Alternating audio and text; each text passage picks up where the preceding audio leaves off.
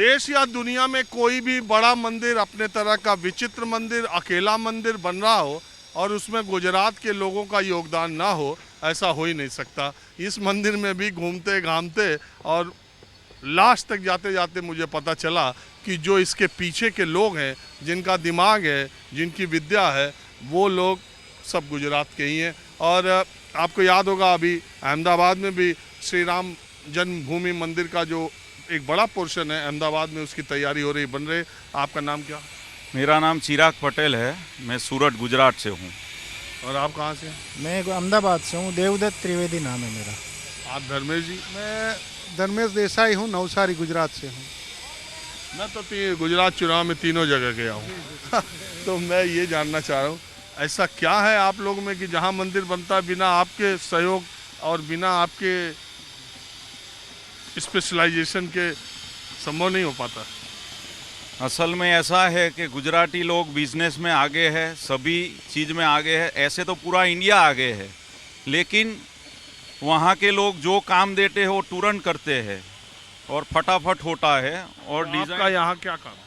हमारा काम है इधर ये सुपरवाइजिंग का है, पूरा काम करवाने का है। ये धर्मेश देसाई है, उनके साथ मैं काम देखता हूँ पूरा। ये मंदिर का जो कमल है वो भी गुजरात से ही आया ऊपर? हाँ, वो नवसारी से आया है, जीआरसी का बना है। टोटल 125 पंखुड़ी है, जो बड़ा कमल है वो वहाँ से बन के आया है।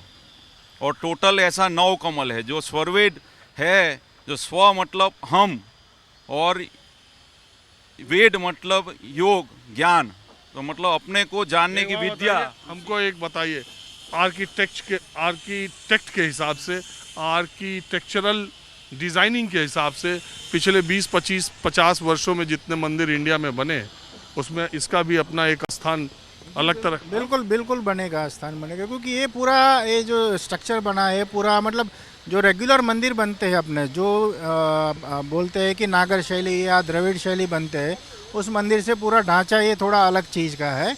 और ये मंदिर का मुख्य उद्देश्य जो मंदिर में रेगुलर जिस तरह से पूजा वगैरह होती है उस तरह का नहीं है। मेन इसका इंटेंशन पूरा ध्यान के ऊपर है, अपने आप को जानना और अपने आप को ऊपर उठाना, वही मेन इसका उद्देश्य है। तो हाँ, इसीलिए तो मैंने शुरुआती दौर में ही कहा कि ये विश्व का इस मामले में इकलौता मंदिर है, अकेला मंदिर है, जहाँ पर प्राण प्रतिष्ठा, पूजा, आरती, वंदना, इसके अलावा जो है ध्यान के लिए इतने लोगों के लिए बना है। तो धर्मेश भाई, कुल लागत बनते बनते कहाँ तक पहुँच जाएगी? लागत की तो नहीं पता है हम लोग को, क्योंकि धीरे धीरे काम चलता रहा। हम लोग भी बीच से काम पर आए हैं, तो हम लोग को इतना पता नहीं है। लेकिन जब 1500 स्क्वायर फीट का मकान बनाने में इतने लाखों करोड़ खर्च हो जा रहे हैं, तो 84,000 स्क्वायर फीट में ये मंदिर बन रहा है। और इसका जो परिसर है वो बहुत बड़ा भी है। शुरू तो हुआ था, मुझे जो बताया गया कि शुरू था 19 साल पहले 35 करोड़ बजट के साथ बनाया जाएगा, लेकिन अब उसकी बात करना बेमानी है, क्योंकि पिछले 2 दशकों में जो चीज़ 3 रुपए की थी वो 30 रुपए की हो गई। तो अब इसकी लागत बढ़ती जा रही है। और सबसे बड़ी बात है कि ये एक समय सीमा में ये मंदिर नहीं बना, 15 साल से तो मैं इसको बनते देख रहा हूँ, और मुझे लगता है कि अंतिम रूप से बनने में इसे अब एक कम से कम 10 साल और लगेंगे। बहरहाल मैं आपको दूसरी जगह ले चलता हूँ, जिसको देख के आपको और अचरज होगा। अब देखिए आप, ये जर्मन हैंगर से बना प्रवचन का 3 लाख स्क्वायर फीट का पंडाल है, जहाँ पर ये विहंगम योग संस्थान के 100 साल पूरे होने पर प्रवचन का इंतज़ाम है। और ये देखिए जो आप ये कुंडी महायज्ञ होना है, ये 20 लाख स्क्वायर फीट में ये जगह है। 25,000 कुंडी महायज्ञ होगा, वेदों के मंत्र के साथ यहाँ पर यज्ञ होगा। प्रधानमंत्री नरेंद्र मोदी खुद ही यहाँ पर शिरकत करेंगे। ये जगह वो है जहाँ पर 25,000 महाकुंडी यज्ञ होगा। इसके इंदु जी कोई खास बात है? हाँ, ये यज्ञ विशेष रूप से वैदिक है, वेद मंत्रों के द्वारा होगा। और हमारा जो विहंगम योग संस्थान है उसका 100वां वर्ष है, तो 100वें वर्ष में हम विशेष बृहद रूप में ये यज्ञ कर रहे हैं। और 25,000 कुंड हैं। इसमें अगर देखा जाए तो प्रत्येक कुंड पर 4 परिवार बैठेंगे चारों तरफ में, और 1 से 1.5 लाख यजमान लगभग इसमें आकर के आहुति देंगे, अपने व्यक्तिगत एवं समष्टिगत कामनाओं की पूर्ति के लिए। यज्ञ कल्याण हेतुवा कहा गया है, यज्ञ कल्याण के लिए ही ठीक है। किया जाता है। तो दिसंबर माह में 1.25 लाख लोग जब 18 दिसंबर को यहाँ पर यज्ञ कर रहे होंगे, प्रधानमंत्री भी इस यज्ञ में शिरकत करेंगे, तो ये दिसंबर महीने का मामला है। जनवरी में राम मंदिर है ही, तो 2 महीने प्रधानमंत्री के जो धार्मिक अनुष्ठानों में भाग लेने का मामला है, और यहीं से 2024 के शंखनाद भी करेंगे जब वो 3 राज्यों में चुनाव और आर्टिकल 370 को वैध ठहराए जाने के सुप्रीम कोर्ट के फैसले के बाद बनारस आएंगे।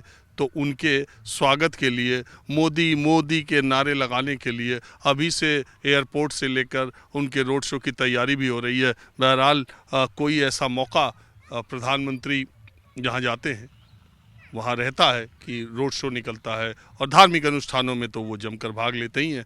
मैंने चूंकि ये ऐसा मंदिर है, इसकी चर्चा कम है, तो मैंने आपको दिखाया। अब 2 चीज़ें और दिखा देता हूँ। अब देखिए, ये पूरी की पूरी एक टेंट सिटी ही बसा दी गई है। 1 से 1.25 लाख 1.5 लाख लोगों के आने की संभावना यहाँ पर है, और इस जो संस्थान ने पूरी की पूरी व्यवस्था, पूरी टेंट सिटी एक बसा दी है यहाँ पर, जो आपको देखने पर लगेगा कि आप प्रयागराज के कुंभ में आए हुए हैं। ऐसे इंतज़ाम आपको होंगे। आप एक से एक संस्थाएं हैं, एक से एक धार्मिक संस्थान है जहाँ पर इस तरह की तैयारियाँ होती रहती है। मैंने सोचा कि प्रधानमंत्री इसके उद्घाटन के लिए आ रहे हैं और अपने तरह का ये अलग सा मंदिर है। मुझे देख के इन तैयारियों के बारे में थोड़ा अचरज और ये देख करके हुआ था, और आपको, मुझे लगता है कि आपको भी इसके बारे में ज़्यादा पता नहीं होगा। तो आज के कार्यक्रम में बस इतना ही। बाकी 18 दिसंबर को प्रधानमंत्री जब आप यज्ञ इसका उद्घाटन और यज्ञ करने के लिए आएंगे, तो आप उस दिन वो समाचार ही प्रमुखता से देखेंगे ही। बहरहाल माहौल क्या हमें, बस आज इतना ही। कैमरामैन उमेश सिंह के साथ राजीव रंजन, न्यूज़ 24 बनारस।